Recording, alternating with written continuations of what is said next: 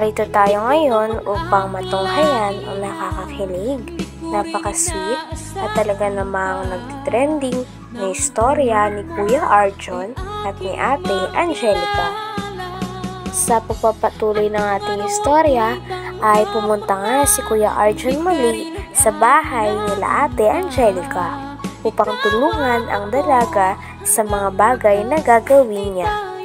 Sakto naman at may ginagawa si Ate Angelica, kaya pinatulong niya si Kuya Arjon. Nagbubunot kasi siya ng mga ligaw na damo. Dahil yun nga ang kanilang gagawin ng araw na yon, ay tinulungan talaga ni Kuya Arjon si Ate Angelica kahit gaano pa ito kahirap. Hindi nga sanay sa ganitong gawain si Kuya Arjon, ngunit ginawa niya pa rin ang kanyang best nang sa ganon ay hindi masyadong mahirapan si Ate Angelica at matulungan niya ang dalaga. Dito ay makikita talaga natin ang mga sakripisyo at pagbabago na ginagawa ni Kuya Arjon nang sa ganon ay matulungan lamang at hindi na mahirapan ang kanyang pinakamamahal na babae at ito ay si Ate Angelica. Kaya napakaraming fans nga kinilig sa kanilang dalawa. Sa babae, napakahirap. Ingat ka, baka may uod. Tulungan mo na ako, magbunot ka na. Kamay ang gagamitin ko? Oo, pwedeng gamitin ng kamay. Ay, yan. Gusto mo itak? Itak sana gusto ko eh. O, ikaw na mag-itak. Ako mag-ano. Ha? Ako wag na. Ako magbubunot. Madudumihan ka. Sanay ako madumihan. Bilihan mo, dyan ka. Madudumihan ka nga. Sige, yung alang gusto mo ha. Parang ang bakla mag-itak. Hindi ganyan ang pagkawa. Paano ba? Umapo ka. O, diba? Utol? Umapo ka nga. Parang ka naman dyan nakatuwad na Pigbuin. Saan ka? Wala nang damo. Dito nga. Oo, dyan ka papunta doon. Ay na ito. Luhingan. Lilibing kita dyan.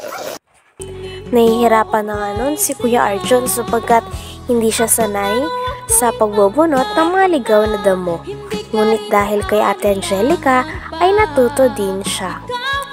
Tinutulungan niya si Ate Angelica nang sa ganon ay mas mapagaan ang gawain nito at mas lalong hindi na mapagod si Ate Angelica. Habang gumagawa naman ang dalawa, ay nung nakapagpahinga na sila at nag-uusap sila, ay umiyak naman si Ate Angelica. Talagang naiyak si Ate Angelica sapagkat pinag-uusapan nila ang patungkol sa pagtulong ng mga sponsor at ni Kalingap Tata sa kanila. Naiyak si Ate Angelica sapagkat sobra-sobra daw talaga ang kanyang pasasalamat kay Kalingap Tata sa mga sponsor, lalong-lalo na kay Kuya Arjon. Nangako pa nga si Ate Angelica na hindi niya iiwan si Kuya Tata at si Kuya Arjon sapagkat hindi na rin sila iba para sa kanya. Nagpapasalamat ako sa Panginoon. Sige nga. Ano? Hindi nagpapala ni Lord. Kaya, ginagawa ko yung best ko para sa family ko. Yo. Kailang yan. Laki na ng ganggat to? Hindi, kasi sa kanya sasabi ko, ewan ko ba't ko naiiyak. Hindi talaga nagpapasalamat ako kay Kuya Tata. Ayun sa'yo. Lalo na sa mga viewers, nanonood sa atin sa mga suporta. Sobra-sobra ako nagpapasalamat. Sana pagpalain sila ni Lord sa kabutihan nila. Wala, sobra lang kasi naano ako sa mga nangyayari. Sobrang natutuwa ako kasi yun nga, may ginagamit ang Panginoon sa buhay ko para pagpalain ako. Yun, at sa'yo din. Thank you talaga. Hindi ko kayo makakalimutan ni Kuya Tata. Hindi ko kayo iiwan. Dito lang ako. Yun. Laging nandun si Kuya Arjon nang sa ganon ay mapagaan ang loob ni Ate Angelica kahit naiyak na ito.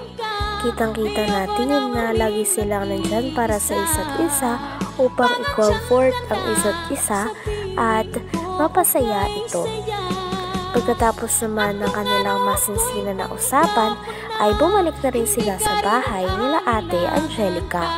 Pagkabalik nila ay minag-aantay ng mga package doon. Ang mga package na yun ay galing talaga sa kanilang mga sponsor at fans na talaga namang mahal na mahal sila. Una nga muna nilang binuksan ang mga maliliit na kahon at 5 nito ang mga napakagaganda na bracelet para kay Kuya Arjon at kay Ate Angelica. Talagang tuwang-tuwa nga si Ate Angelica nang makita ito sapagkat first time niya makasuot at magkaroon ng mga ganitong alahas. Sabi nga ni Ate Angelica ay napakalakas daw talaga nito makapagpasosyal at makapagpayaman dahil napakagaganda ng mga pinadala sa kanila. Sobra-sobra din ang pasasalamat ni Kuya Arjon sa mga tao at mga fans na walang sawang sumusuporta sa kanila ni Ate Angelica. Nang nasuot na nilang dalawa ito, ay kitang-kita lalo na kay Ate Angelica na tuwang-tuwa siya sa kanyang natanggap. Thank you po sa Kalingap team Nakaabuti ng po. kalinga eh. Mahal ko ang kalinga. Pero wait lang, Ala, ako naman ng lalaki eh. saway ka. Tama, sabod-sabod na. Sabod-sabod na. Wait lang. Ako na nga kawit kasi alam mo naman nagsisilos ako, di ba? Selo sa kami.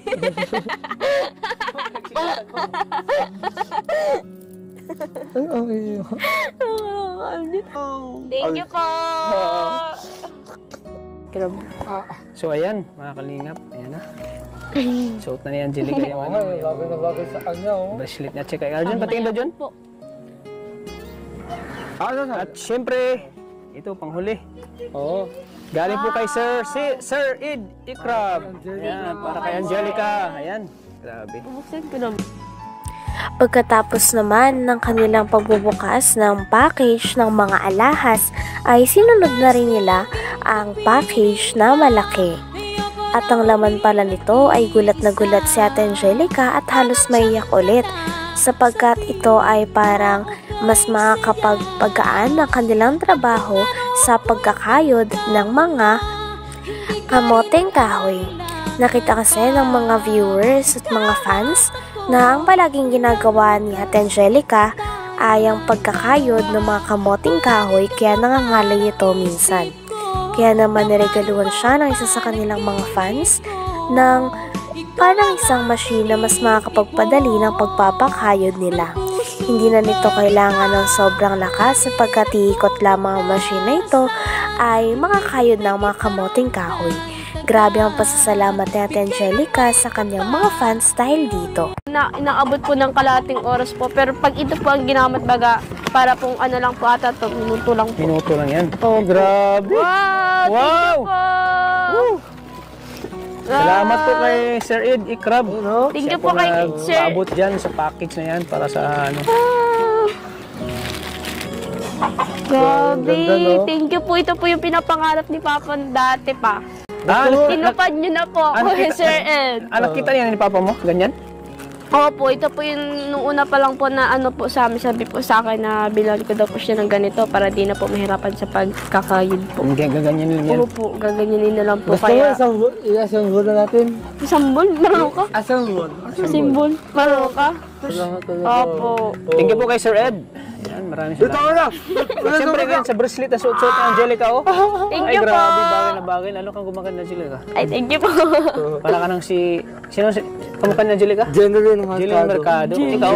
Mercado. Ikaw si? Ha? Ikaw, ano ka? Iba naman ang Dinis Trillo. Oh! Dennis Trillo! Siyempre, asawa niya yan, oh. Dinis asawa. Trillo. Asawa Sana niya. yung ano mo, yung bracelet mo. Ayan, grabe, suot-suot na niya. Ganda. Dennis Trillo, sana.